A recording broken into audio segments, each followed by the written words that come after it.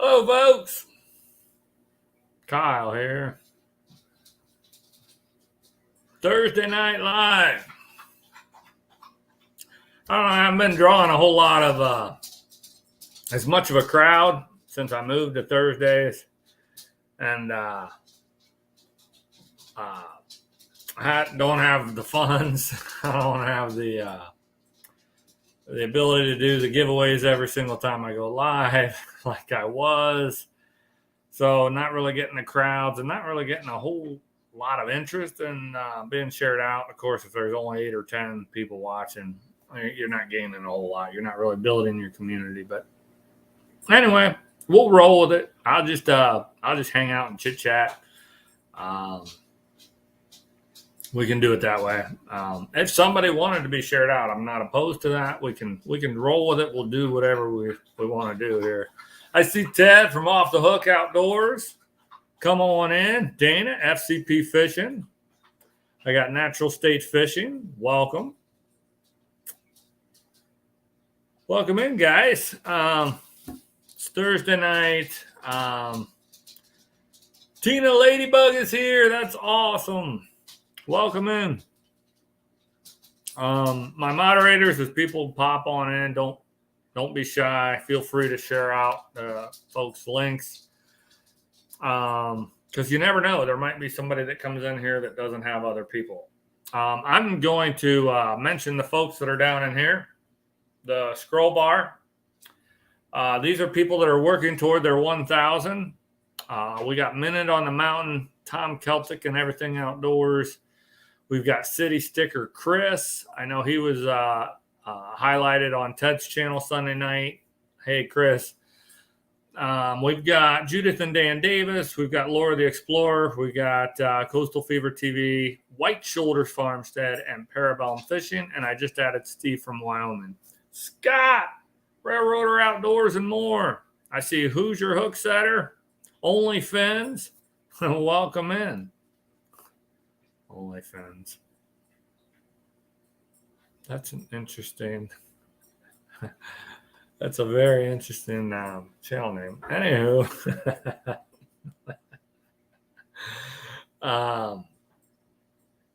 welcome on in, folks. Lost my train of thought. Oh, support those folks. And I recently added to this banner that's scrolling Steve from Wyoming. If you don't have his channel, special shout out. I shared out one of his videos on my community tab, and I think it's a fantastic video. There's James cranking and yanking. I mean, the guy goes out and he self-films himself shooting a big bull elk. It's either a 6x5 or a 6x6. I'm not 100% sure. I know it had 6 on the one side. I didn't get to count the other side, but it's a big bull. I mean, it's not like it's a young little 1.5-year-old. This is a big mature bull. He calls it into 40 yards and smokes it. Just incredible. Oh, your son came up with that channel name? Yeah, that's cool. Very, very clever. For a moment, I wondered if it was an alias to one of our regulars here, but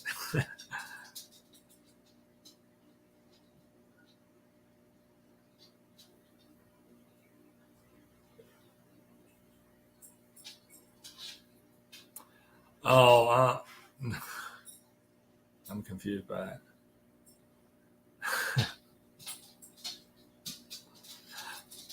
Are you talking about John? Are you talking about? I don't know. I don't know. Nice to meet you, Mark. I'm Kyle. That's Ted. That's Tina. You'll catch on. But anywho, I lost my train of thought again. Steve's video was incredible. I enjoyed it immensely. Let's see. I had my video last weekend posted of my opening day hunt that I kind of botched. I botched it in several ways. I missed the deer. I forgot my sticks from the morning hunt, so in the afternoon I had to find a stump and lean it against the tree and kind of reach to grab the second set of steps and pulled myself up, which I'm not as young and spry as I used to be.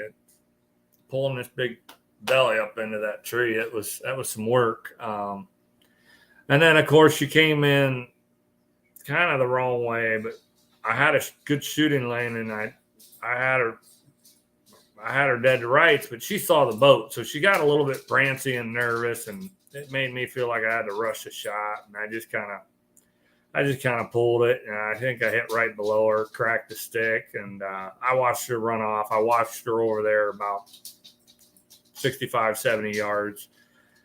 She was flicking her tail, bobbing her head, wanting the other two does to come follow her, like, hey, there's danger. She didn't blow, but she was her body language said, hey, we got to get out of here. And that's what they did. But the other two come right across straight in front of me. Of course, I'm hunting with a crossbow, so I didn't really have the opportunity to recock the bow, get a bolt, load it, and then plunk one of them. Hey, there's Steve. Speak of the devil. I was just talking about you. Told the folks I shared you out on my community tab, and I added you to the scroll here for channels that we want to build you up and get you all to that 1,000 mark. Yeah, that's a big way that we like to say that. Ted's absolutely right. We say do the hook set. That means you supported another channel. I mean, I don't care if you say subscribe or whatever. It doesn't really bother me, but we like to say hook set. That's a fun way to do it. My man Scott, I know he's getting excited. He has a birthday coming up, and he gets to go to Alaska. So that is quite the adventure. Ashley Brady, welcome in. That's a trip of a lifetime. I know that he's super stoked for that. Hopefully he'll get some shorts put out or some video footage from that trip. I told him he needs to do some painting for gold, and he said he's already got that in the works. So his old lady's pretty good at planning those adventures, though. So I'm sure he's got a lot of good stuff cooked up for his trip to Alaska. That's going to be awesome for him. I'm a little bit jealous. I'd like to go to Alaska, too.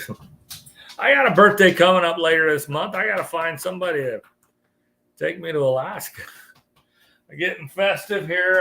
That's facing the wrong way because it's the way I tied it. But we rock the Halloween around here.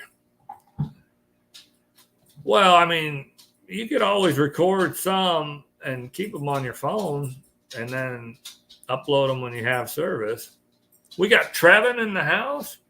Come on in. Oh, she's not. Well, I know I am. And you're older than me, Scott, so.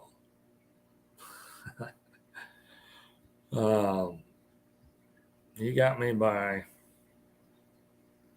if I could do the math, 380 days or something like that. I'm in trouble. Uh-oh.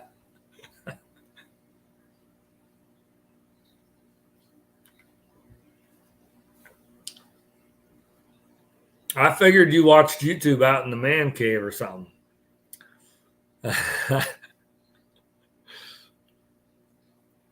I didn't know I was getting in trouble. We got hunting and stuff with J&J popping on in. Welcome in. Welcome in. Just hanging out.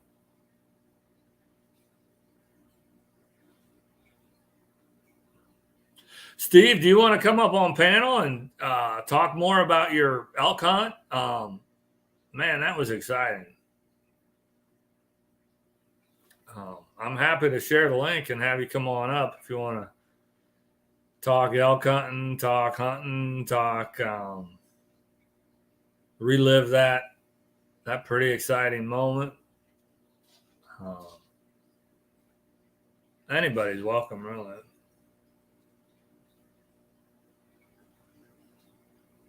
Why does that not look right?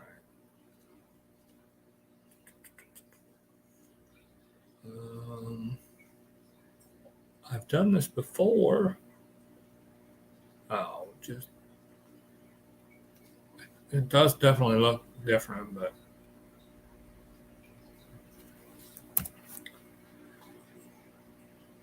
there you go, Steve. I got the link down there in chat. So thank you to my awesome moderators. I really, really appreciate that. That is super cool that you guys are kicking those links out. Really appreciate that.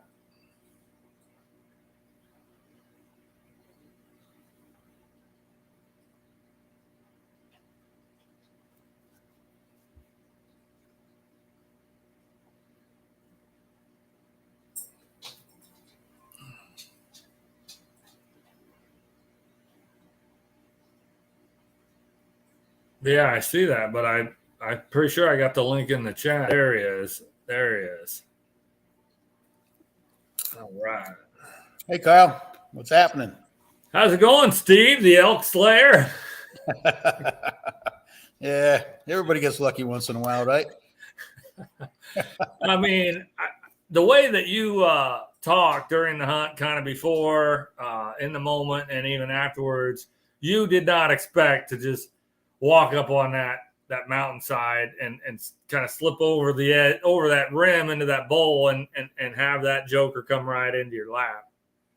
No, you're absolutely right, Kyle. Like I said in the video, I thought it was going to be, that ranch is so big that they could be anywhere and they get pushed around, and sure. Yeah, and it was already, I guess a week after the opener.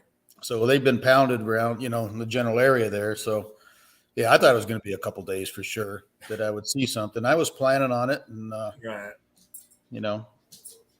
planning on being there 4 or 5 days if I had to, whatever it took to get one. Right. So. And then, I mean, he was down. You hadn't been out there for what, 2 hours? Not even that, was it? No, it wasn't even that. Like I said, I think I got there. I drove up in the pickup. It was half an hour before shooting light, and I got caught on the other side of the creek. I actually fell in the creek and stuff, and I thought I had my video camera on, and I didn't. Now here I'm talking to the camera for 20 minutes. I'm soaking wet from the knees down, but I made it across, and then I found out the camera it wasn't working. So I fiddled with the camera and I had to deal around with that. So that took more time than anything, Oh, geez. But that elevation, where I was about 6,000 feet too. So that's probably why I was huffing and puffing a little bit. I'm not really quite used to that. We're about 3,700 here. So. Well, see, that's pretty wild. I mean, I don't even know that you made mention of that. It's pretty cool that you're sharing that little detail here that you had fallen in the creek and you were wet from the knees down. Because, I mean, that's part of the adventure, right? I mean, yeah, it would have been a funny blooper deal if you'd have been filming. But a lot of the stuff, we either didn't get the camera on or we thought it was on and it wasn't working, that type of stuff. For me, I do this all the time. I think of stuff after the fact. Oh, yeah. I don't know how I would have done it, but after my hunt for my opening day deer hunt, I was like, man, I should have filmed my dopey butt trying to climb up that tree without the bottom steps, because that would have been, hilarious to see it. And again, it's part of the hunt. It was part of the adventure. Now I got to mention it, but the folks. Well, I think that's some of the best part. Sometimes you really have to think about those things. If you don't, you forget it. But that is the hunt. That really is. Right. If I would have fallen in the creek and had my camera on, I would have probably shown it. I don't know, maybe at the end or something. Sure. Yeah. But I was only that hunt unfolded. It was just incredible. Well, thank you. Appreciate you kind of had action right from the start, and you knew that they weren't real far away once you heard them respond to you. And it's funny, you're like, oh crap, he's right there. You're loading your gun. And then, Yeah. And that first time that I bugled and I had it set up in the tree there, I don't know if you could hear it, but he had to listen real close, but it was way in the distance there. And, which was probably only quarter mile away, I guess. And, right. I cut a lot of the stalking out of there, getting up to where he was, because, Okay. you're kind of stalking slow, especially around all the trees and stuff. You can't tell where they're going to be popping up at. Well, and you did happen upon the cows. So, well, those were the cows that he was with, right. because they were in the rut there. Yeah. And I just happened to look, because it was really tough, because it was kind of a ridge there. And I don't know if he was on top of the ridge, on the side of the ridge. Right. So I really didn't want to blow him out of there. So I'm just going little tree by tree, trying to get in close. And then I just happened to look over the top of this, and I saw this one cow, and she looked right at me too. She was only maybe 100 yards away, I'm guessing, or so. Wow. Yeah, and that's when I kind of stuck up by that tree. And I was going, oh man. But in between that, though, that elk bugled and was running closer. And I could heuld hear him. I'm like, he's right there. And that's when I loaded the gun. I was going, oh my gosh. See, I would speculate you basically tricked that joker into thinking that you were a bull and you were coming in on his harem of cows. Because you got close to the cows, and then when you bugled again, I think he said, I can't stand it. I got to go over there and make sure he's not going to get in on my cow. It's interesting too on that, and this isn't the first time I've done this, but when usually you would think like a cow call, like he'd want to, I had a bugle and that's all I had. I didn't have a cow call, so I tried to make a cow call with that bugle, so that's why it didn't sound real good. But he did not respond to any of those. As soon as I hit that bull, the bugle, man, he says, I'm ready. I'm going to fight. Right. And you could see too, he was fighting, and he had, some of the tips on a couple of his antlers were broke off or rubbed down or something, But I tell you what, if you've never been in the rut and have something bugle back at you, and they're there. Me personally, I've never elk hunted, and it's kind of a bucket list trip to get out west, whether it's Wyoming or Colorado or Utah. I would love to chase elk somewhere sometime. It'd be neat to have. I don't know if I could pull off what you did, because that's incredible. You're by yourself and you filmed it, and you got everything on film, the shot and everything. It was incredible. It'd be neat if I was in with like at least one other person, maybe two other people. I do think it can be advantageous to have. Number one, having a guy work the camera, where all you got to worry about is the animal and getting your shot off. Absolutely. And then, like, to bow hunt them, maybe have a guy that does your cow calling that he's back, 30, 40, 50 yards back behind you. That way you're trying to get them up in your lap. Yeah. Yeah. Like I said, I've always wanted, I shot whitetail, mule deer, and antelope with a bow. And I on this ranch, I've probably killed, I'm going to say 8 or 10, cows and bulls on that ranch. Wow. But I've never archery hunted. The guy that owned this ranch, he passed away last year, I think, or year before. He didn't like archery hunters. He thought you'd go over there and just wound him, and you'll never see him again, so he wouldn't let you archery hunt there. Hey, Charlie, welcome in. Hey, Charlie. That's a little bit of a stinker. I think that's kind of the ultimate is to chase them with bow. But with me being in Ohio and not having access, realistically, if I were to ever say, hey, look, I'm going to get this done, I'm going to book an elk trip, I'd probably be to my advantage to do it, a gun hunt, a rifle hunt, and it'd probably be a guided type of, deal, where it's a packaged hunt, where I'm just going to show up and the guides are going to take me out, and I'll, I did that a few years ago. There's Glenn, raised outdoors, Arkansas. Hey, Glenn. And Hooper. Hooper. Yeah, I did that. Took my nephew on a hunt up by Cody 4 or 5 years ago. And it was fun. They weren't in the rut, of course. This was in November, I think it was. Gotcha. There's snow on the ground, but it was still a lot of fun. You rough it and camp it. You ride horses in there. Sure. 7, 8 miles. And so it's fun. I'd recommend that to anybody. Just look around and get a good reputable guide. Right. And like you said, horseback, trying to get miles in. I think that's a big part of the deal when it comes to elk hunting, is getting to where they are. Like as far as expense and that sort of thing, the easiest way for me to get into it would be like an over-the-counter hunt on public land in like Colorado, or something like that. But the problem with that is when you do that, you cannot. The challenge is getting to where the elk end up, because they're not going to be 1 mile off the trailhead. No, they're not. You go to the trailhead, you're probably looking at a 2-day hike to set up a satellite camp. And then you might have an opportunity to get access to where the elk are. And then the biggest challenge is going to be, okay, if you get one down, now you got to get that joker up out of there.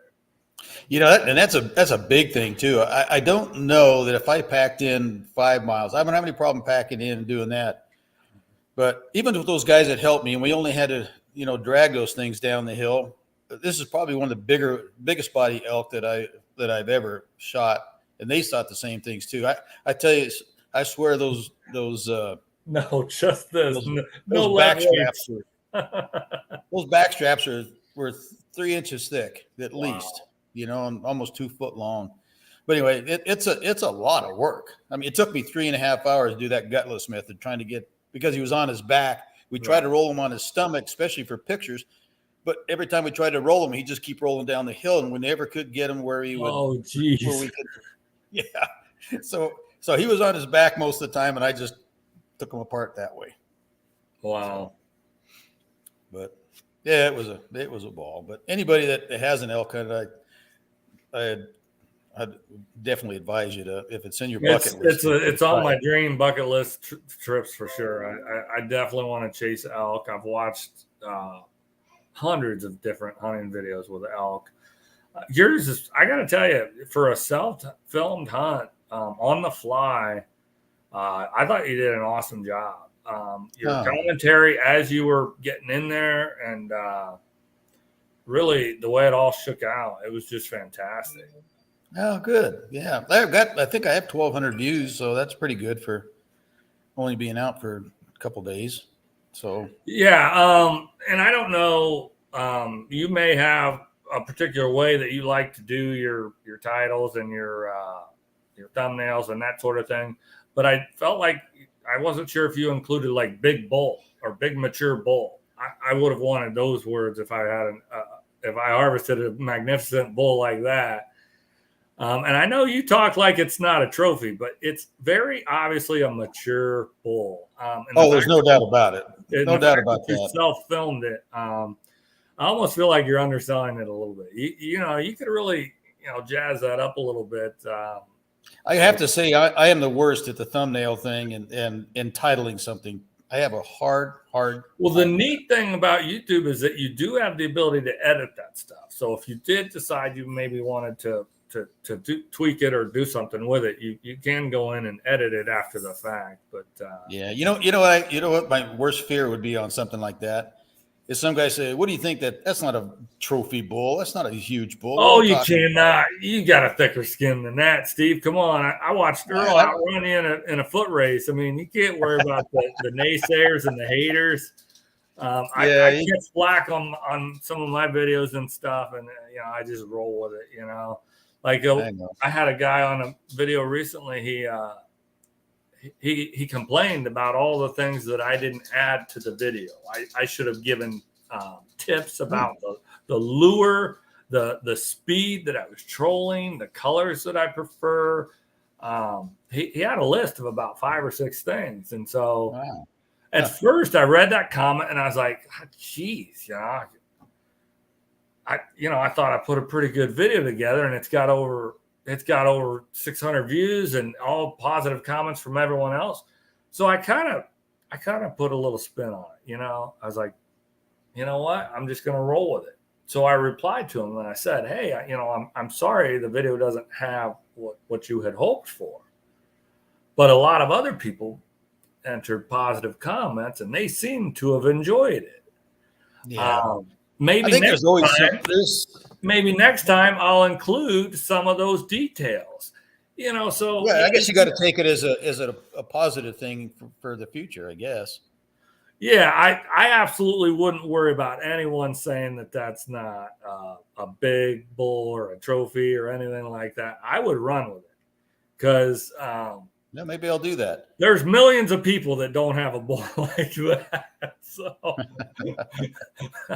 and you self-filmed it. I mean, my hat's off to you for that. To get a bull like that self-filmed, and I mean, it's not just that you self-filmed it. In my opinion, it's that the video, you did such a good job with it. Like I said, the commentary leading into the actual harvest, the shot, him coming in, you captured pretty much everything on film that you needed to. I think if you'd have got you falling in the creek, I mean, it would have been just an absolute 100, A plus. But yeah. as it were, it's an A for sure. And I hope that thing takes off like a rocket for you, because like I said, I enjoyed it immensely. It's one of the better self-filmed hunting videos period that I've watched, I think. Wow. Well, I hope I can do it on the deer hunt too. I don't know. It's a little different hunting the deer. Deer do seem to be pretty cagey. Yeah. But I mean, it just depends. I mean, if you're trying to get them to 100 yards, it's one thing. But if you're trying to get them to 20 yards, it's another thing. Yeah, definitely. Yeah. Okay. Well, I appreciate all the great comments. Sure. But it's funny on these negative things. I put out a short the other day of a mama deer and her baby were right next to the shop. They're only 15 feet away from me. And I thought that might make a good short. Sure. Yeah. So there's 1,200 people that liked it. I got a couple subs off of it. Nice. And there's 4 or 5 people that put the thumbs down. Why? In the title it says "Mama Mule Deer and Her Baby." What did you want out of it? I don't understand people sometimes. I mean, and another way to take that is that it is engagement. YouTube does not grade your engagement of, he got 104 thumbs up and 4 thumbs down, so we're going to grade him a certain way. No, it all counts as engagement. Your thumbs downs count as engagement. Your negative comments count as engagement. All they're doing is telling YouTube, hey, we're engaging with this creator. You should push it out to more people. So they're not really hurting you when they do that. No, but it hurts your feelings. Yeah, that's why I say you got to get a thicker skin. I mean, if you can get outrun by Earl. I'm going to practice that next year. I'm going to beat him. I mean, I don't know. I think it's possible. I don't think he was setting any records going up that hill, but yeah, that's always part of the hardest part, is just getting acclimated to your surroundings and not tripping and falling down. And yeah. So you have to kind of pay attention, especially when you're carrying, a pack and a gun and a camera in your hand. Right. There's not much room for error if you trip. Yeah, and like I said, you did an awesome job with it. Awesome job. And if anyone here in the chat has not seen it, I think 1 or 2 people I saw had not seen it yet. I hope you do get over there. Don't jump out of the live stream to go watch it, but definitely hit up Steve's channel and watch his elk hunt, because it was fantastic. Well, appreciate everybody doing that. And thanks for sticking me on your banner down there. You bet. I think I've gained almost 20 views in the last 2 days, so that's really helped my channel. Awesome. Yeah. So I hope I keep it going. Yep. Well, I'll get out of your hair and let you get back to your business. All right. It's just me goofing off, but that's cool. Yeah. Thanks for coming up, Steve. Oh, thank you. Appreciate it. I'm gonna stay in the chat though. Oh, sure. Okay. See ya. All right. Did anyone else want to come up? Hey, there's Lou, Coyote Whacker. I'm happy to drop that link in the chat again if anybody wanted to come up and chit chat. I don't have a whole lot of administrative stuff. I've kind of abandoned my merch site. I mean, I haven't. It's still there, but nobody has bought anything. And that's fine. I don't know when, but I have an idea of switching to a different merchandising company. But I'm not ready to pull the trigger on that just yet. I'll probably roll that out in 2023. And when I do it, I'm gonna put more out there. It's not gonna be just shirts with my logo. I'm gonna try to add in some creative stuff. I'm doing great. It is going great here. I hope you're doing well. But yeah, it's it's not doing anything. So I am eventually going to switch it to something that'll offer a lot more options. Maybe that'll help. But another great way to support the channel is the Amazon affiliate links.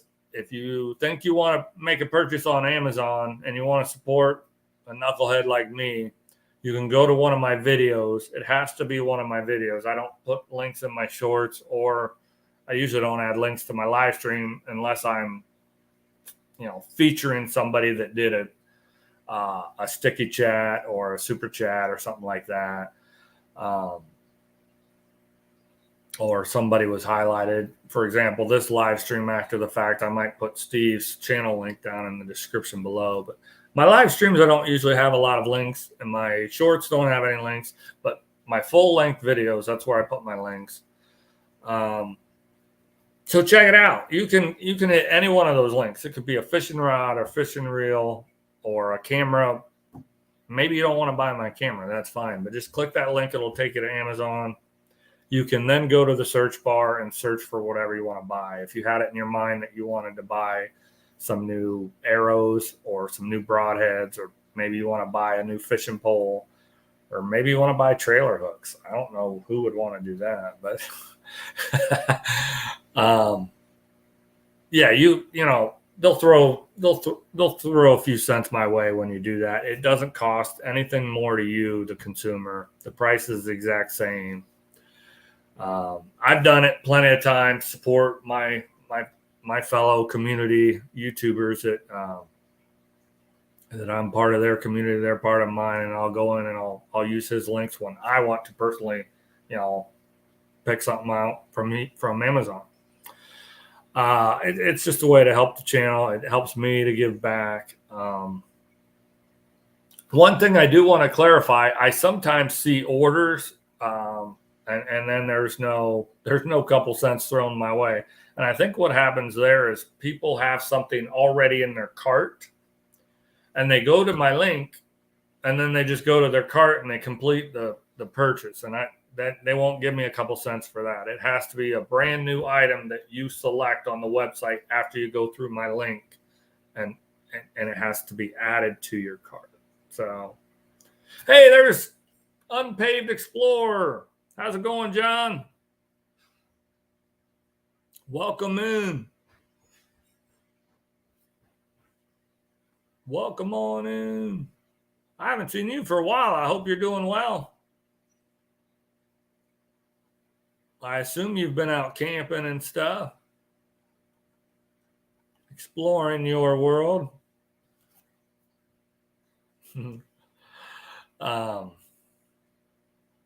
I might have missed it in the chat. Did anybody else want to come up? I was flapping my gums about Amazon links. But if you get a chance, hit one of those links to make your purchase, especially if you're buying, something like a really expensive something like brand new patio furniture or something. A new TV, if you're going to buy a brand new television or something like a big 70-inch, definitely, that's one you definitely want to go through on my list. That's good to hear, John. That is good to hear. All right, enough about Amazon links. Did somebody else want to come up? I can drop that link. Just say, hey, well, maybe I'll just drop the link and then we'll see.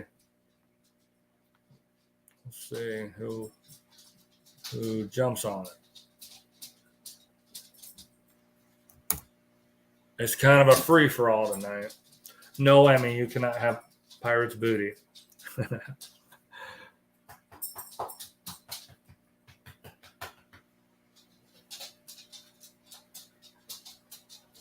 That is not for you. Not for you. You want to come up here? Come up here. Come up here. Oh, you're almost on camera. There you're on camera. Who's your go poppers? Or you to go poppers? Or you to go poppers? There we had an Emmy sighting. Who's your hook setter? Thank you. I appreciate that. There's John Gunner. Welcome in. How you doing, buddy?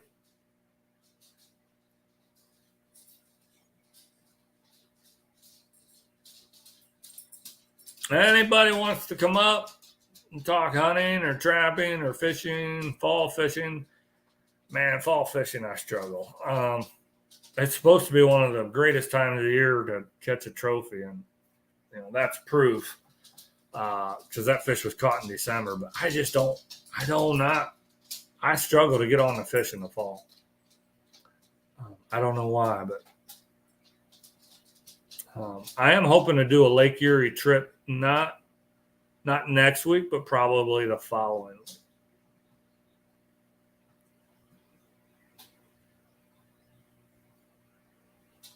Yeah, Glenn, that would have been awesome.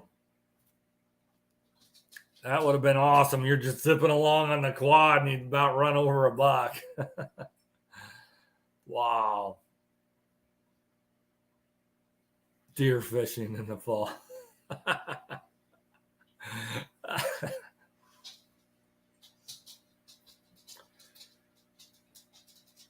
Yeah, I mean, I'd love to get on some fall smallies before it gets too cold, but our creeks and rivers, the water level's way down. I way prefer to kayak fish in creeks and rivers. So when they're way low, it's not very practical to try to kayak fish. I mean, you'd just be walking a lot. John Gunner says fishing on Sunday, bow hunting Friday and Saturday. That sounds like a really good weekend. I have a 3-day weekend, but I'll be working Friday. I'm off Saturday, Sunday, Monday. So, yeah, John, I certainly saw all that cheater stuff. That was pretty egregious. But anyway, I really don't want to go. I don't want to go down that road. I think most folks in the outdoor world are aware of that. It is what it is.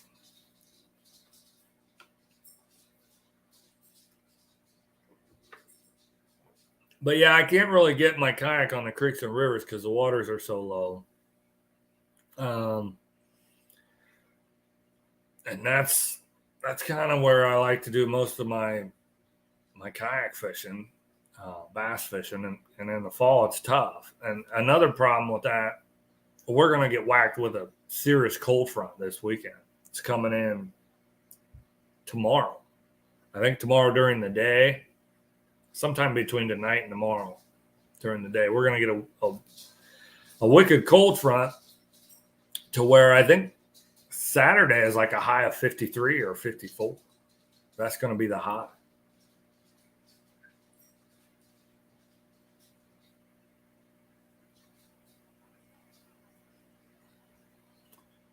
Yeah, I mean,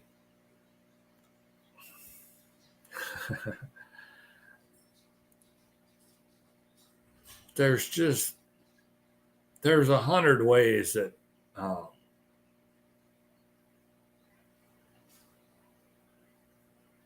they could have. It's baffling. If you look at the weight They had it won without the extra stuff. They didn't even need that. They still would have got first place. I mean, there's probably, lead stuffed in their fish from the first, the first day of the tournament. There's probably lead stuffed in their fish in every tournament they'd ever fished before that. Oh, by the way, they failed a polygraph test in a fall brawl tournament the previous year. I don't know. It was one of them. It was either the brawl or the slam. One of them, they failed the polygraph test. Or they failed both of them, and one of them DQ'd them and the other one didn't, something like that. But I know for a fact they failed a polygraph test. And yet this walleye trail allowed them to fish it. If I was running a tournament trail, whether it was bass or walleye or anything, if you failed a polygraph test previously and I'm aware of that, no, you're not welcome. You're not welcome. I'm just not going to go down that road. I can get 60 other guys that have never failed a polygraph test to fish my tournament. But anyway. Yeah, the negative comments, they just roll off. I try not to let them stick. I mean,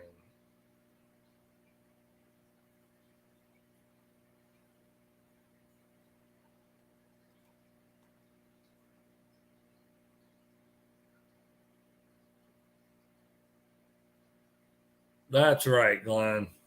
That's exactly right. You're either honest or you're not.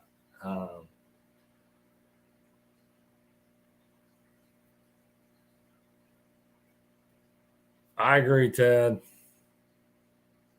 You guys are both right. You're either honest or you're not.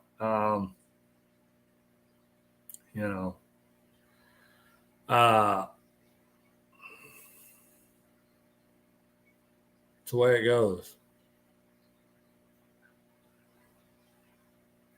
That's kind of the way it goes. I considered getting in the fall brawl. I think it was in 2020. It was either 2019 or 2020. My uncle and I were both going to get in it. And I didn't get in it. I think he did. But for me, it boiled down to I was probably only going to make one trip up to the lake. So was that really worth investing $30 hoping that I catch one great big walleye? Probably not. So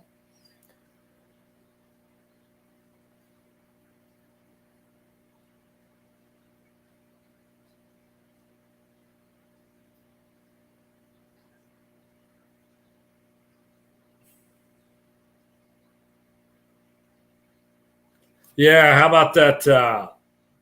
What was that guy's name? Something Christian or Christian something, where he had a tub under a dock that he could get a heavy jig to fall down in it.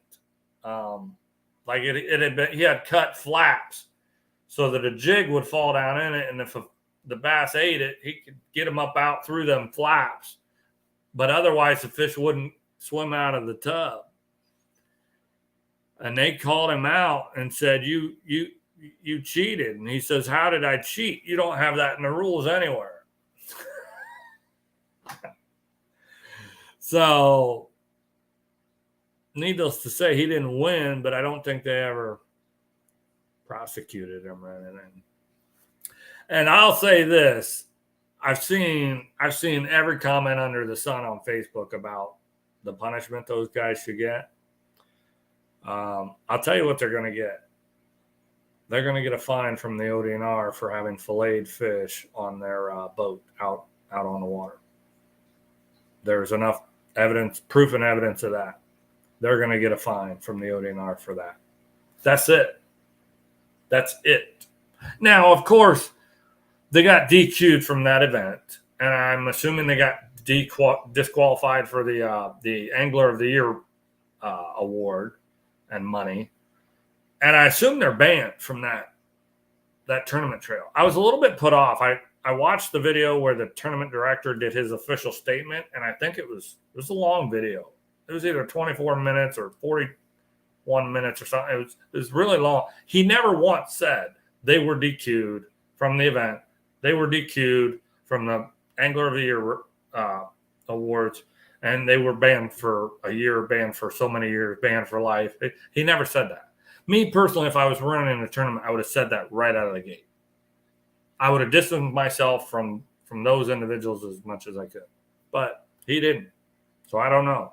I'm assuming they got DQ'd from the event and from the Angler of the Year awards, and I don't know if they're banned or not. You would think that they would be, but as far as people are saying they should lose their boat, they should have to give money back that they won last year or the year before, or they cheated in all the terms. None of that's going to happen. Nobody's going to file a civil suit. The tournament director, in his official statement, he stated he turned everything over to the ODNR and is letting them handle the investigation. So, sure. If you want to come on up.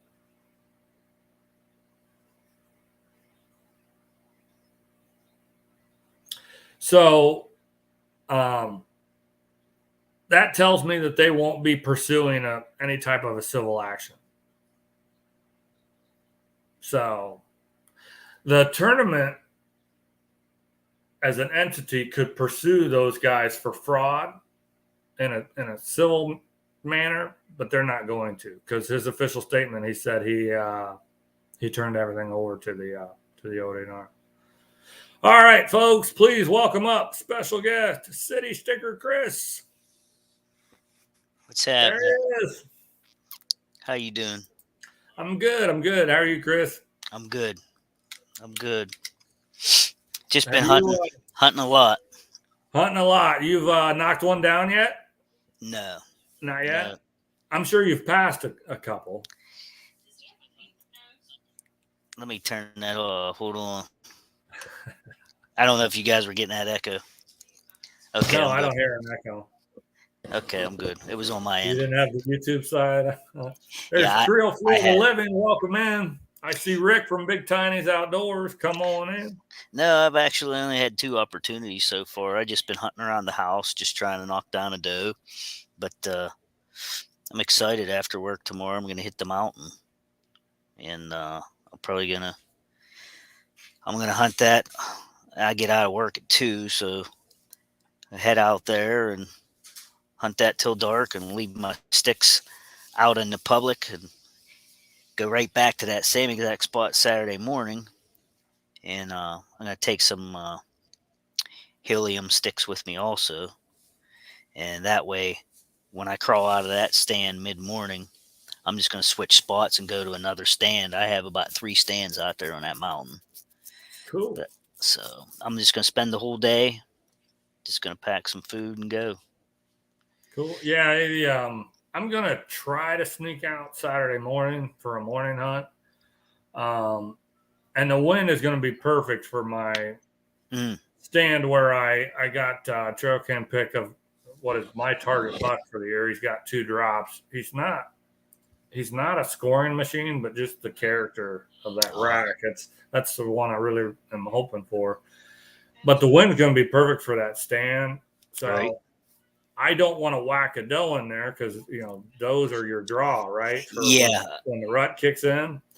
So that's not an area where I feel comfortable whacking a doe. So if I have does come in, that I'll get footage and it'll be part of like that hunt. But I'm really just hoping for that mature buck. Yeah. I mean, it doesn't have to be him. If a solid 8-pointer come walking on a stand, I'd probably go ahead and let an arrow fly. Right. Yeah, this area. Go in that spot though. Yeah, this area I don't shoot does either. I will not shoot a doe over there. Right. It's just, now, it's too much work to get one off the mountain. I mean, that makes sense. Where I went opening day in the evening, I'd had a trail camera in there for 3 weeks. And in 3 weeks, I didn't have a picture of a single buck. I mean, not even a little 4-point, not even a little, there's no scrubs or nothing. So I'm like, this is a doe neighborhood. So if I get an opportunity, I'll take a doe. So that's kind of my doe spot. You know what's crazy though? Across the road at my big destination plots, the ones you guys see on my videos a lot, Right. they which are beautiful, by the way. But I've had some scrapes and stuff along the edge of the woods, some mock scrapes and things, and weren't getting any activity out of the bucks at all. So I just assumed there weren't any. Well, I've been sitting there every other night, been bouncing around, and I went over there and I got some up and comers that weren't getting on camera. They were skirting the camera.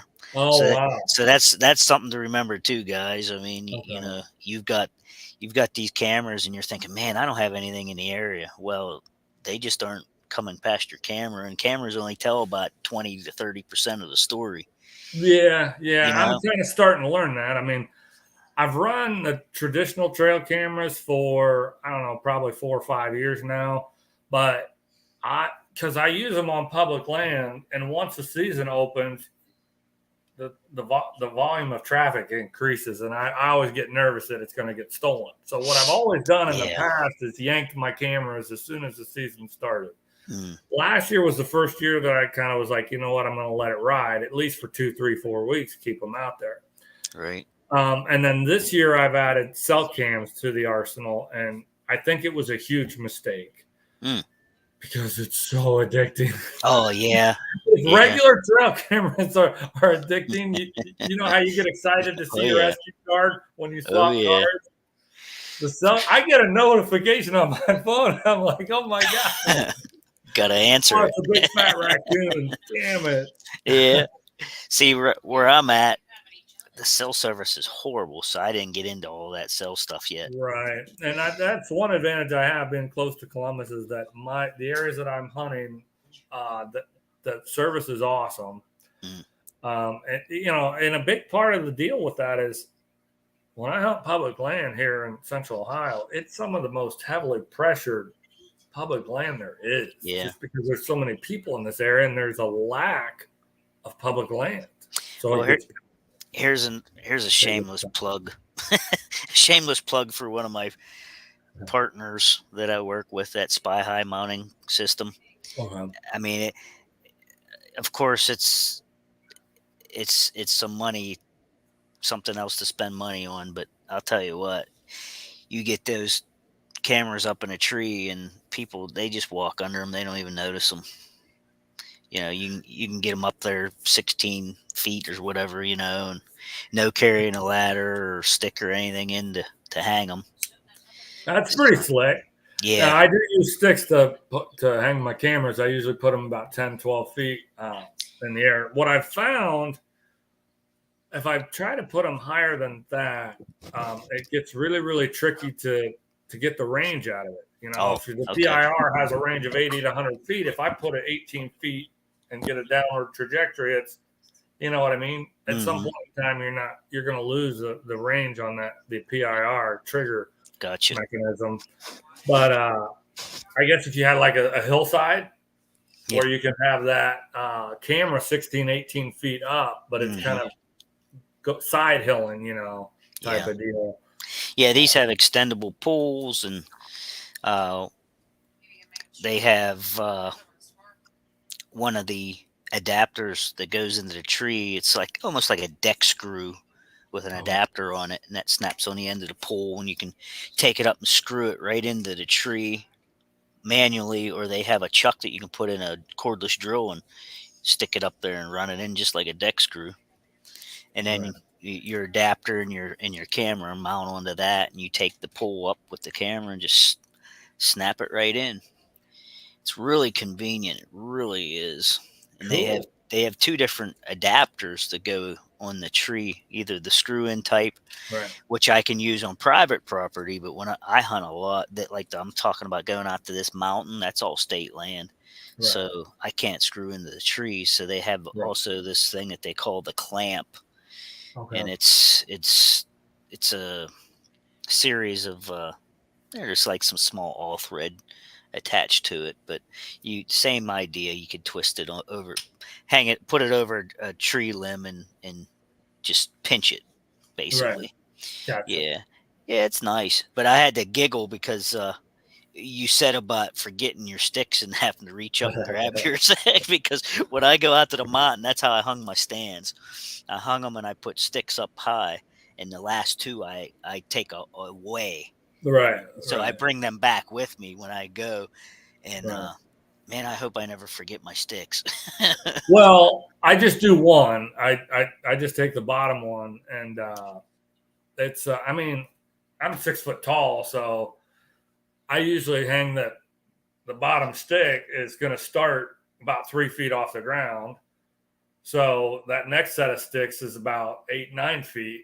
So to get to it without a bottom stick, most people that would see it or whatever, they're going to walk by. They're not even going to fool with it. It's too much work, whatever. Yeah.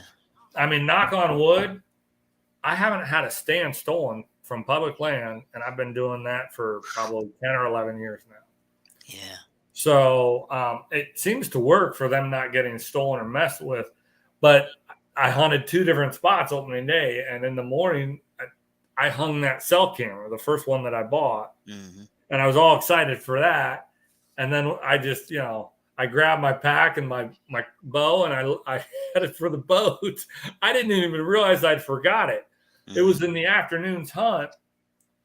I was literally 200 yards from where I was going to park the boat, and I looked down at the floor of the boat, and I went, "Oh crap!" And I mean, I probably could have done it, but I could have run up the lake.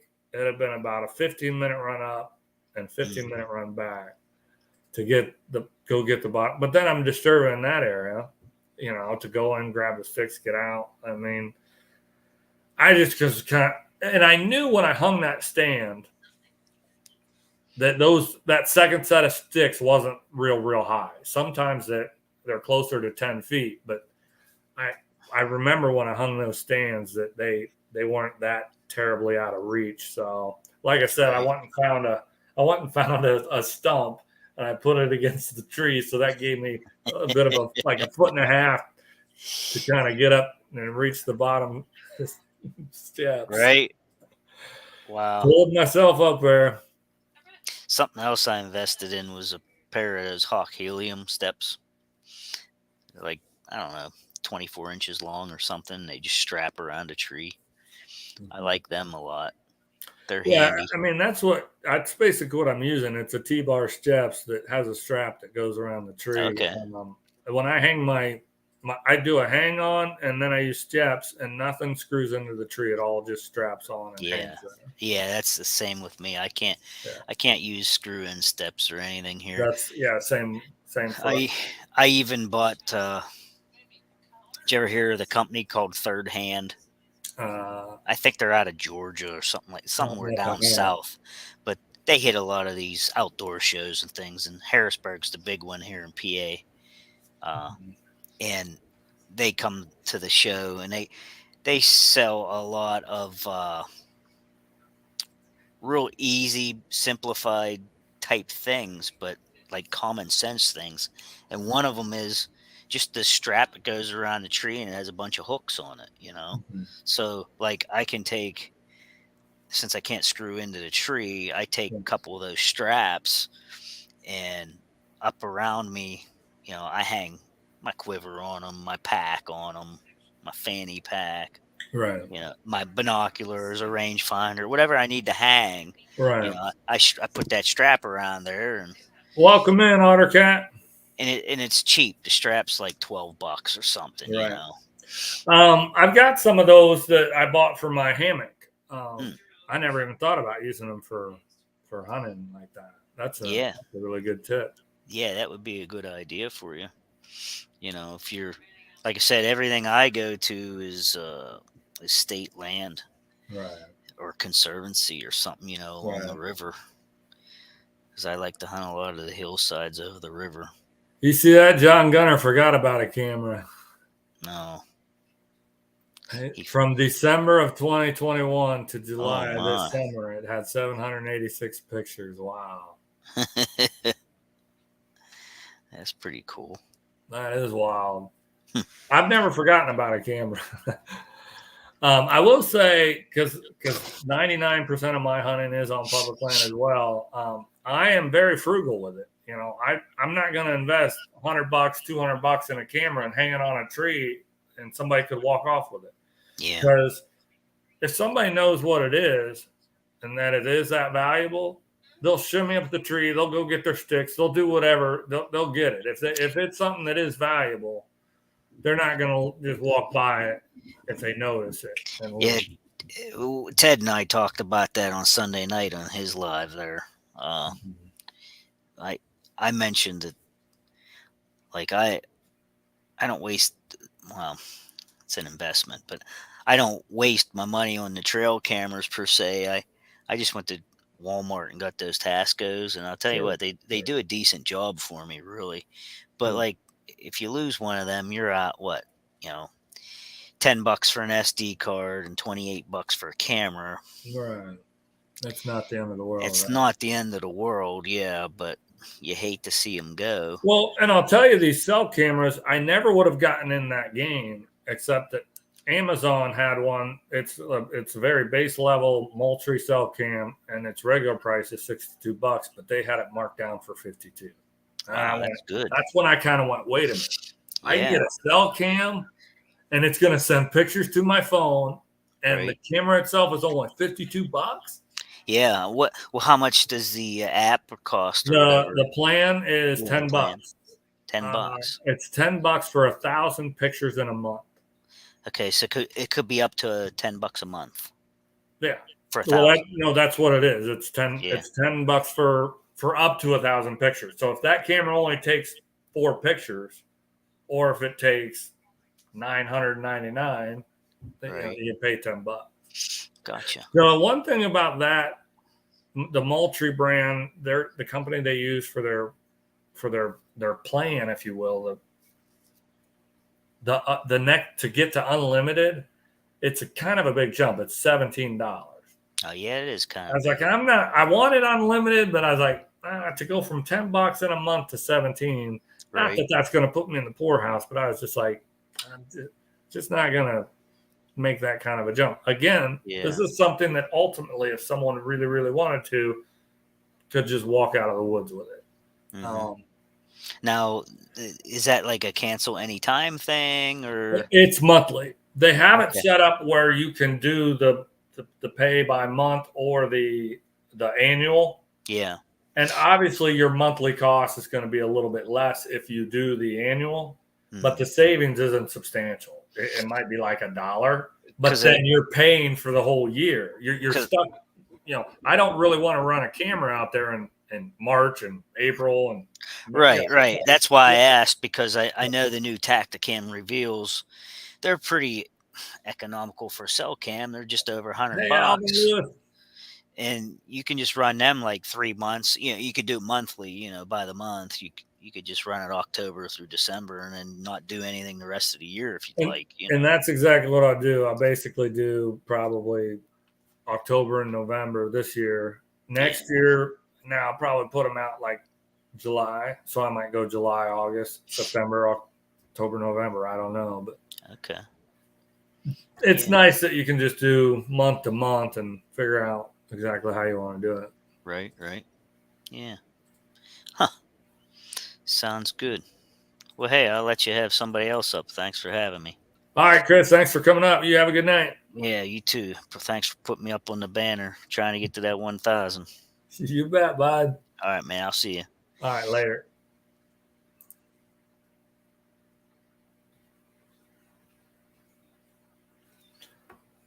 All right.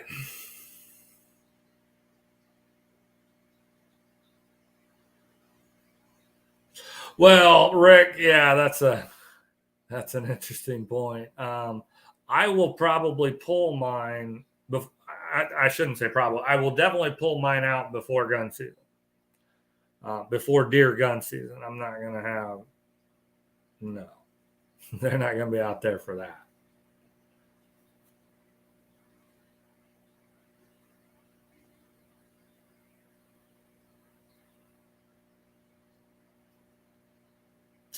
Yeah, you were telling me about that, John. That is pretty cool that it does. It doesn't need a SD card. Mine, I can't remember if I specifically ordered a Verizon one or AT&T one, or if it has both. The second one I bought has both. I think my Moultrie is specific to Verizon. But I'm kind of fortunate in the central Ohio area. We have a strong Verizon signal and a strong AT&T signal. So it almost wouldn't matter. I will tell you this.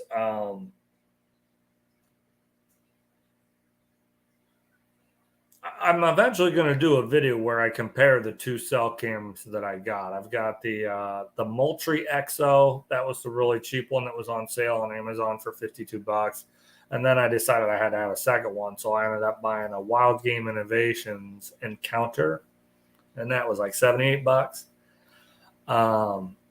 The Wild Game Innovations, the picture quality is far better. Far better. Also, the unlimited plan for that was $12, so I went ahead and opted for unlimited on that.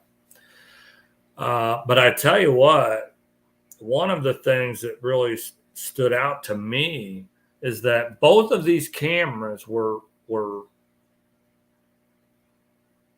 advertised, or they indicate in the features that it's black or invisible. It's an invisible infrared, PIR, whatever.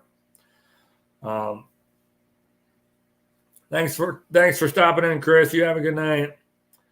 What I have found is that the Moultrie XO, it is truly invisible. There's no PIR blink. There's no little light that blinks. There's no emitted infrared light, whatever, this, that, or the other. On the Wild Game Innovations Encounter, it says that it is black or invisible flash, but it's not invisible. The PIR has a little red light that blinks when it triggers. That's something that I don't like about it. And then the actual infrared lighting, it has a soft red glow to it. So in low light, that camera is visible. That's one thing I don't like about it, but it's not the end of the world. I think somebody would have to be right within about 20 or 30 yards of the camera to notice that light, either the blinking PIR light or the soft red glow from the infrared flash. If they were 50 yards away, I don't think they'd notice it. I really don't think they would. It's a really soft glow, but it is a glow. I'm using my cameras on public land. One last thing I'm going to say about the bears love the little red lights. I'm glad I don't have bears in my area thing. One last thing I'm going to say about cell cams that I didn't realize before I jumped into it. They burn through batteries far faster than do regular trail cameras because of that signal. And if you use alkaline batteries, because alkaline batteries will drain down to a certain level, the camera will lose some functionality. It might still have power to take the pictures, but it'll stop sending them to you. So you'll think your camera died out there, but it's still taking the pictures. It's conserving its battery to do kind of that base function and no longer send them via the airwaves or whatever. So they suggest to either use what do they call them? The doggone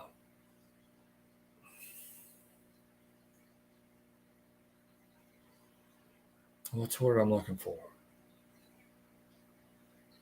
I want to say rechargeable, but that's not really the word I'm looking for.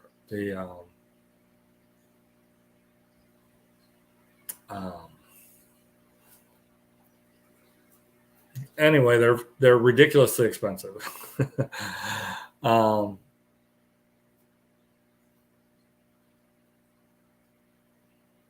It's a mineral that gets mined. Lithium. That's what it is. they recommend you use lithium-ion batteries because those batteries will hold peak charge for their duration, and then they just kind of go and they're dead, and you got nothing. So they recommend using those batteries, the lithium-ion batteries, but they're super. Yeah, thanks, Coyote. That's the word that was escaping me. I couldn't come up with it, but they're twice as expensive as alkaline batteries. So your next best option is to. Oh, you got a couple spy points out there. Oh, you haven't gotten them out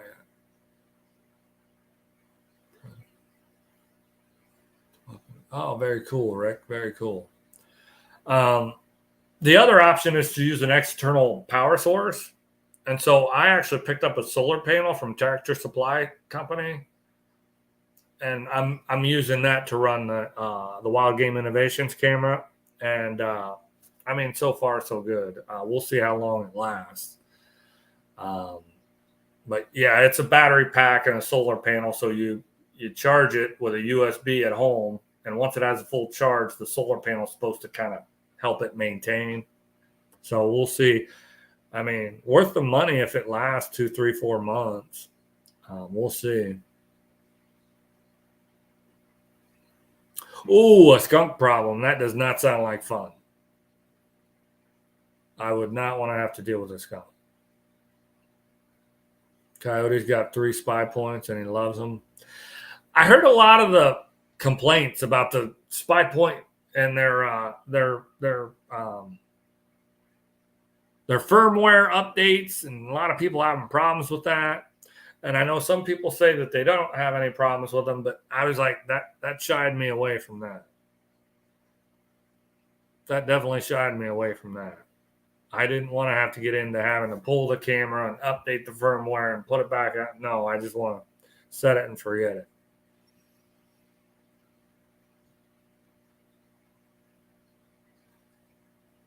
Yeah, my initial impression as far as picture quality, if picture quality matters to you at all, really, don't get the Moultrie XO. The pictures are not good. Now, I'm talking about the picture that it sends to your phone. The picture that it saves to the SD card, I'm reasonably sure it's a fine picture. And you can order a high-resolution picture sent to your phone, but then that eats up some of your allotted 1,000 pictures. That's going to gobble up like 4 or 5 pictures worth of your 1,000 picture allotment. So you don't want to ask for a high resolution picture of every single deer you get, or you're going to burn through your 1,000 picture allotment a lot quicker. But the base photos, they're really bad. They're really bad. They're bad quality. But it's a cheap camera.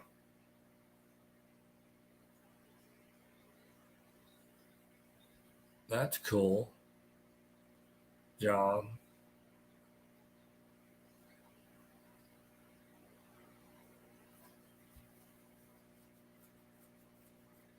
Oh man, I'm glad I don't have bears in my area.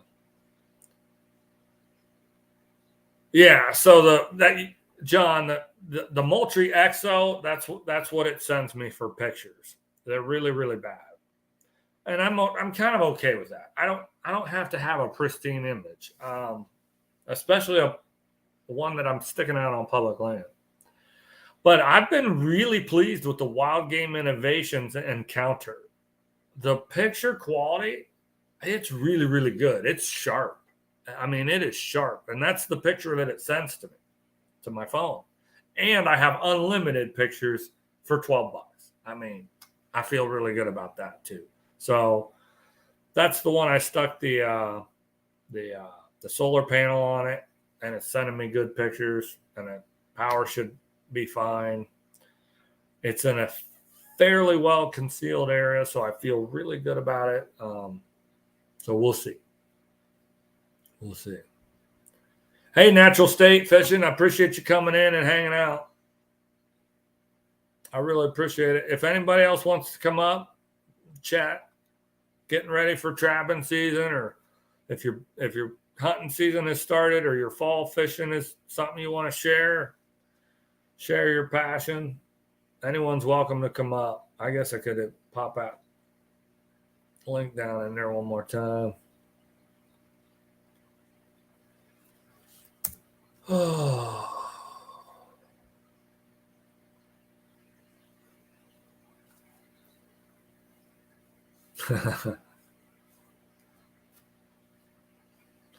Yeah, I wouldn't. I couldn't do it on the spy points.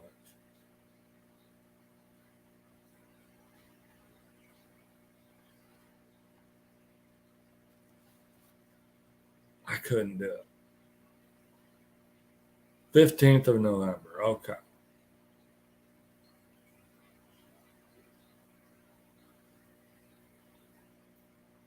And I have a traditional trail camera out there at the spot that I hunted last year, which that was my exclusive hunting spot, which was really a bad strategy. It didn't work very well at all. But I got a camera in that area, and I can check it if I want. You know, it's a traditional camera. I'd have to go in and pull the cards, but I'm just kind of trying to stay out of that area. I think I intruded into that area a little bit too much last year, and that's why the deer weren't really using it during daytime.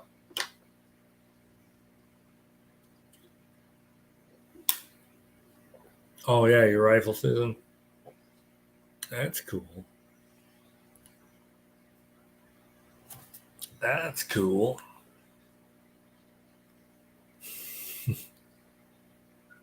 I'll say another thing about these cell cams. One of them, the app will give me a notification when the cam triggers and it takes a picture. The other one won't send me a notification. I literally have to go into the app and look and see if there's any new pictures, which that's the cheaper one, the Moultrie. I have to go in and look, which that's not a deal breaker. It's just really, really nice that the Wild Game Innovations app says, hey, you got a new picture.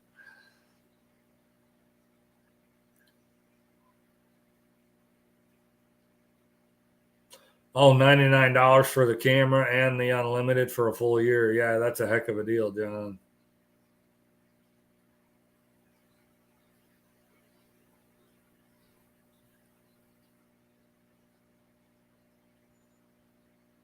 Yeah, Rick. I've always liked the Browning trail cameras. They're traditional trail cameras. I think their video quality has always been outstanding. I think they've as far as picture and video quality, they've kind of been on the cutting edge. But I never could swing the money for one of those Browning cams. I considered it, but.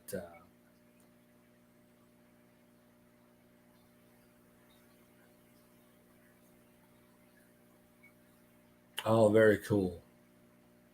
Very cool.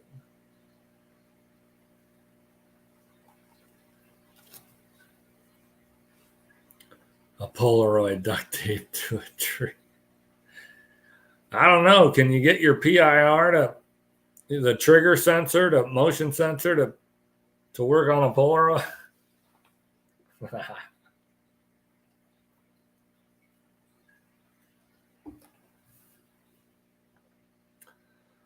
Ooh. Oh, here we go. Rick's gonna come on up. You guys, hey, what's going on? I didn't see you. Hey, Rick. I'm gonna bring two people up. We'll get Ted up here too. Oh my goodness! What's up? I can spell it now. Hey, yeah. I wanted to talk to Rick about his spy points anyway, because I got a whole bunch of stuff to talk about the spy points. No, here we go. No, I'm just kidding. No, I mean my spy points. They took great pictures. I love the pictures. I love the cameras. That it kept battery length and everything. But I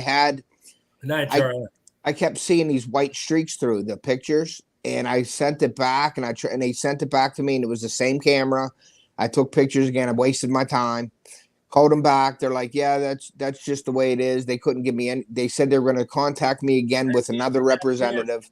Their customer service is what turned me off. I like the cameras, but when you had an issue with them, they were no help at all. Like I wasted time sending it back. Like if that was my only camera, they had it for like 3 months, sent it back. I don't think they did anything to it. I think they gave me the same one back because it was still taking the white. And it was in the same spot on all the pictures. So it wasn't like it was just happening every once in a while. It was something that was inside or something that was causing that. And they couldn't fix it. And they basically told me whatever, they'd get a hold of me, and they never did. So I just stopped buying the spy points. Oh, man. Yeah. So now I got all wild game cams. What's that? I was going to say the spy point is the one that my boss up here, Doug, he had What's up, DC? up in our lease here. And he actually had a bear come in, and he's got it on the SD card. Grabbed a hold of his camera, ripped it off the tree, and then chewed it up. And luckily, wow. the SD card was. Did he get any video? Did he get any video with it or anything? Yeah, he hasn't. He hasn't sent it to me yet. That's cool. That's really awesome footage. The fact that the SD card was. I'm trying to get it. He knows I YouTube. So you should ask him if you could do a short with that. I bet that short would be really good. Oh yeah, it would take off. Yeah, it would take off. Yeah. Sorry, I just ripped my thing out. But yeah, I love the Wild Game Innovations cameras for the money. I got the $40 cameras all the way up to the Terras. Yeah, the Terras, they're great. And all you do is press the button. Great for those. Press the button and go. That's it. The Put one it on bad video. thing, at least mine, because I bought mine like 5-6 years ago, is that it's a low glow. So when I put it on public land, I force myself to be really, really careful and only put that in an area where I truly believe there's either going to be no people coming around. Yeah. Very, very, very, very few. Yep. Yeah, that's the only thing about them. I use a lot of private land though on mine, but public land, now I have the lease. So, but I really like the Reveal Tacticams, the Tacticam Reveals for the cell phones. But then I just discovered another one. It's a camera. It's as big as your cell phone. It has a solar panel already on it. You don't need any kind.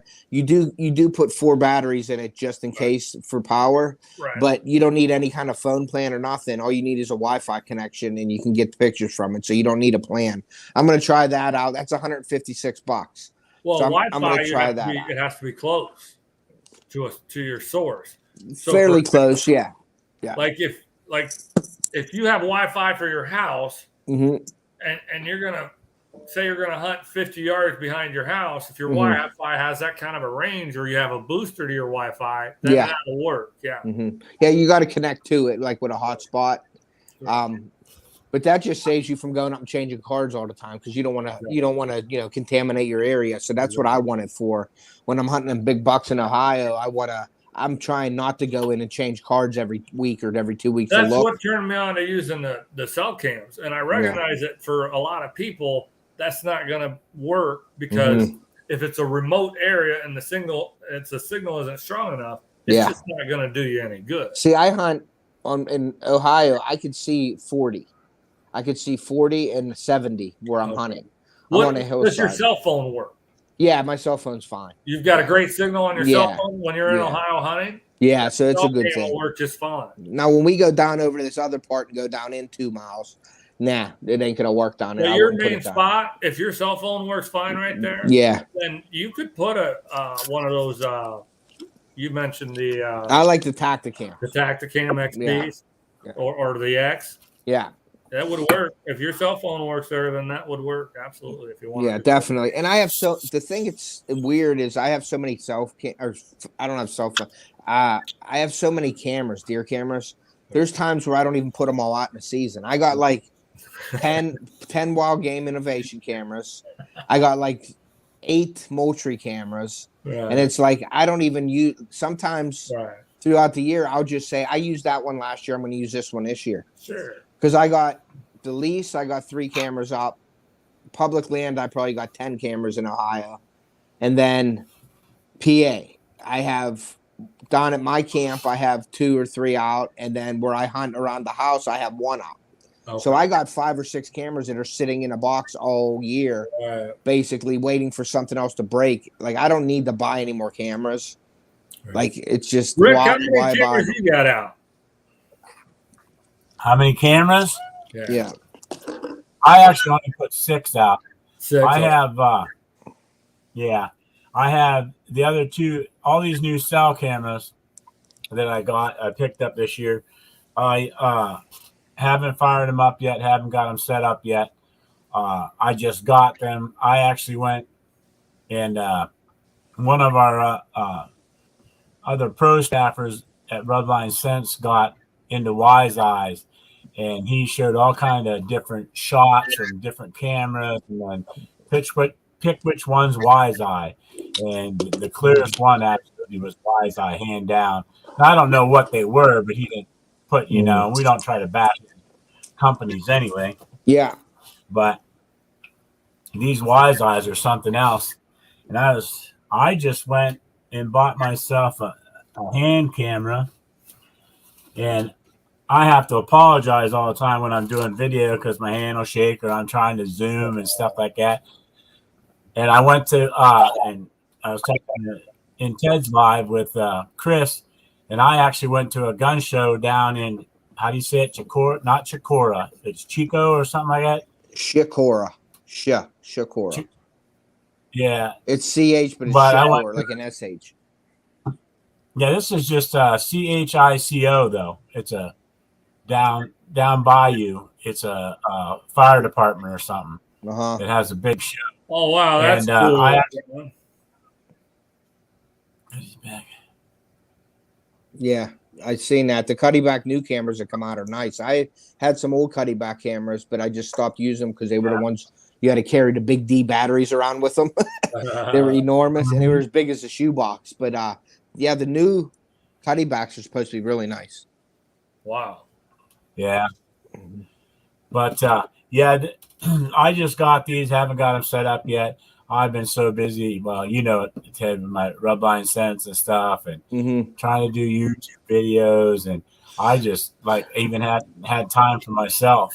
Yeah. So, hey, I wanted to ask you, Big Tiny, when you're video and you're filming, you know how when it comes up and it's the smaller square, do you have an option on your thing to make it bigger when you're videoing, or do you your camera?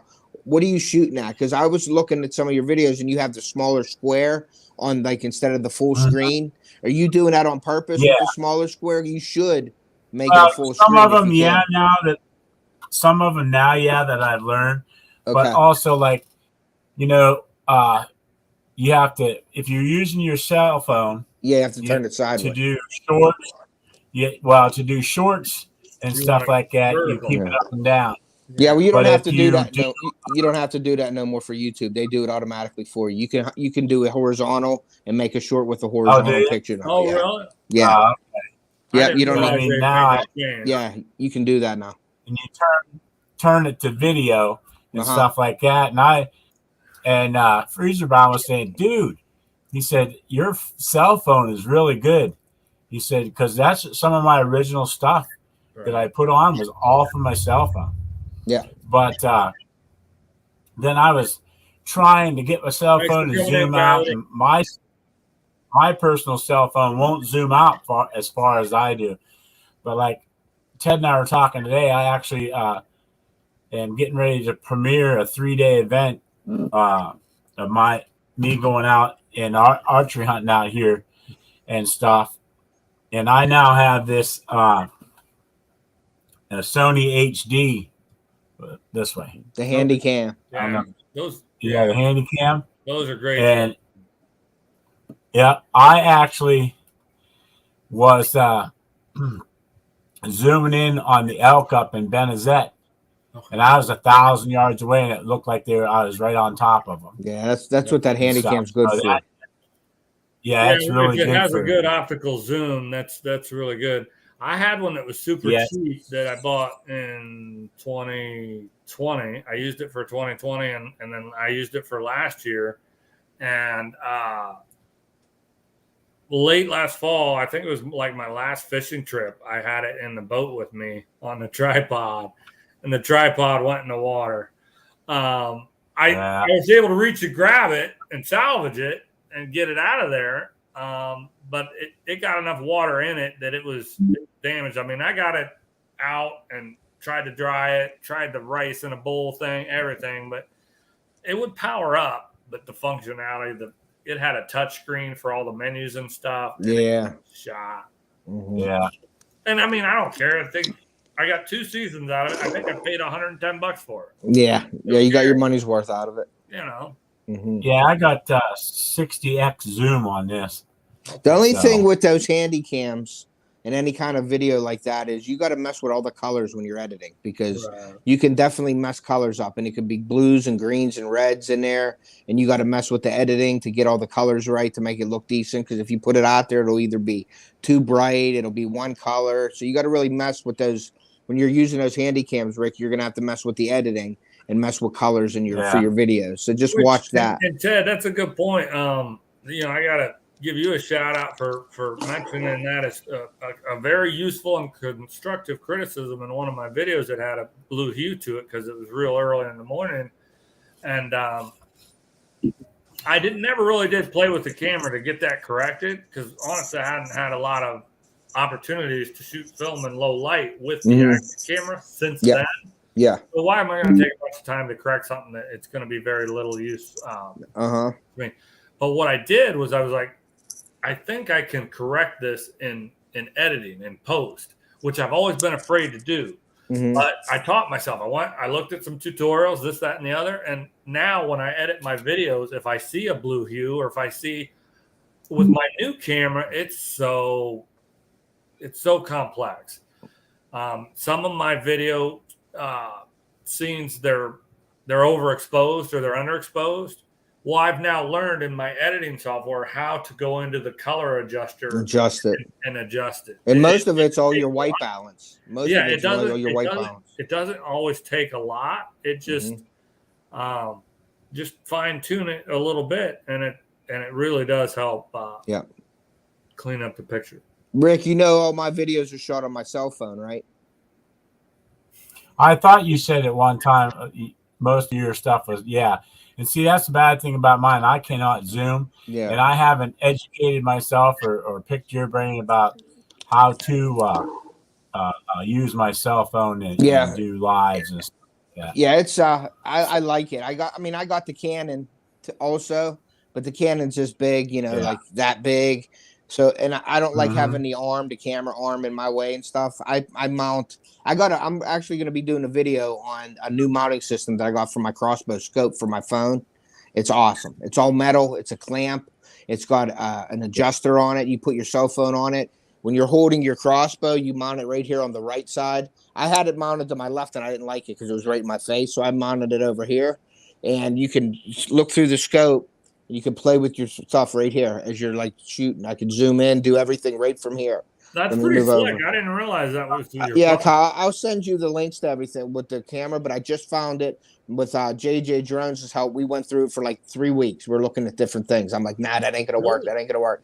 And then finally I found the clamp and then the tap adapter. So when I'm holding my crossbow, everything's right here. So I could just go beep, beep, zoom in, zoom out, do whatever I want from right there. And I'm not moving a lot. So I can get the shot. Because as well as anybody, hunting videos are awesome, but they're this much more awesome when you get that shot. You could follow deer around all day. And I got I got episodes 1 done. I'm working on episode 2 of my my 2022 PA Deer Trail series. And I got a ton of deer on the first episode. No box. I got a ton of doe. It was just crazy with doe all day. They were coming in and out. They were right under me. So I videoed all that stuff. Didn't even take my crossbow off one time because they were all doe. Right. But I videoed with my cell phone, and I had my Canon in my pack. I took it out and I did some. I had my GoPro in the tree. So I got 3 different views of stuff now. So I'm really getting into all that. Now I'm thinking of adding the Tacticams because I talked to Chris. I want to do a Tacticam on my scrape. I want to do a Tacticam up in a tree and then on this one trail. So I need to get a package deal with the Tacticams and then the remote. So whenever the deer come in my area, I go click, put it in my pocket, and it's recording everything that's going on. That's and then I got my GoPros, the second person view of me, and then I got my camera What's the here. range on the remote for those Tacticams? If there's no trees and stuff in the way, you can go 50 yards. Oh wow, cool. Yeah. So, and the GoPro too, same thing with that. I have the voice command with my DJI mic, and I put that down at the scrape. And it's 30 yards away from me, and I could sit there and say GoPro record, and it'll start recording that far away.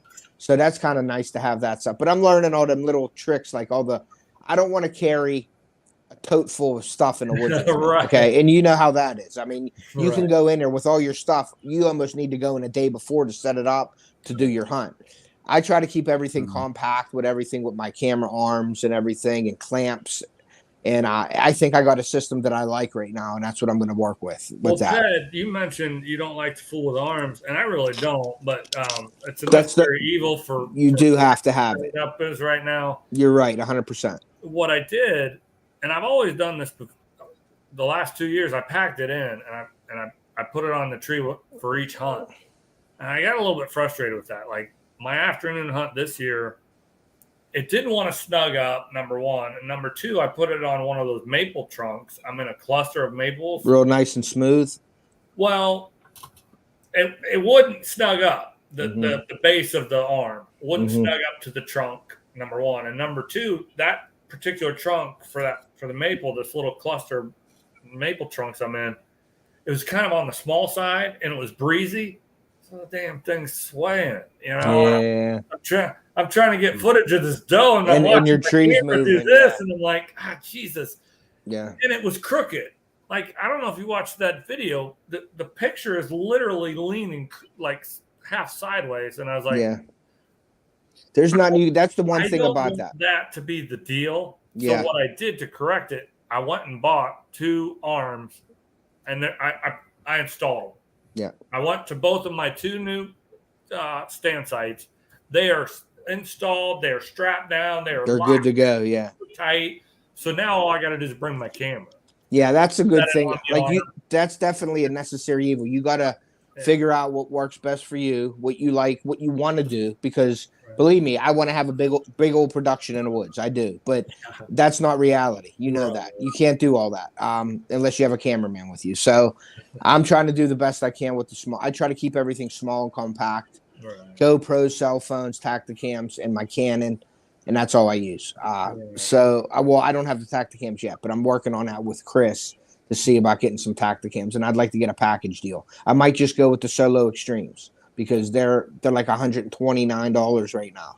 So if you can get a package deal with 3 of them in there with the remote, it's a couple $100, but it's well worth it. Cool. So that's what I do with that. But the camera arm, Rick, if you're using that handy cam, you're going to need a camera arm, even if you're on a ground filming, because you're not going to be able to do everything unless you have some big mount. It's like a TV mount on a wall on your scope or something with that cam, because they make mounts for that handy cam, but it's like it's like hanging a bracket on a wall for a TV. It's that big that goes on your scope, and it throws you off a little bit off.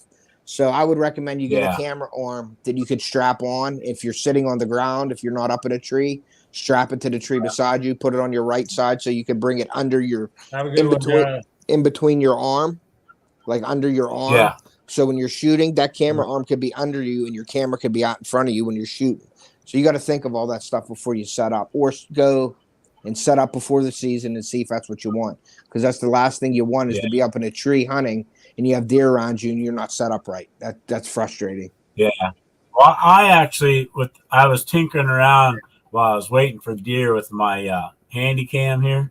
Yeah. And with my crossbow, with the cocking bar down below and stuff, where you put your foot, I don't know what but it'll actually mount directly underneath that, not be in the way of the shot and everything. So I can actually get a little, even if I had to redneck it, duct tape and tape the bottom of that and tape it right up around. Now I'd be able to activate it, record it, but the zooming part, not so much. Yeah, because it's going to be out here, way out in front of you. Yeah. Yeah, it'll be out in front of you. Rick, I don't know if you played with that camera in low light, but I had a handy cam like that, and I found that in low light, the autofocus turns your footage to junk. Yeah. What happens is during low light, it fails to capture a point to focus on. So what it does is it just kind of jumps around. It moves in, out, out, in. Yeah, and your footage is real grainy Yeah. anyway. So what I found to get around that is what I do is I take the autofocus off. I turn it off. But you still want what you're looking at to be in focus. So what you do is you take your camera and you find something that's, say, 80 yards away, and you zoom in on it, and you get your focus right for that. Then anything closer than that is going to be in focus automatically.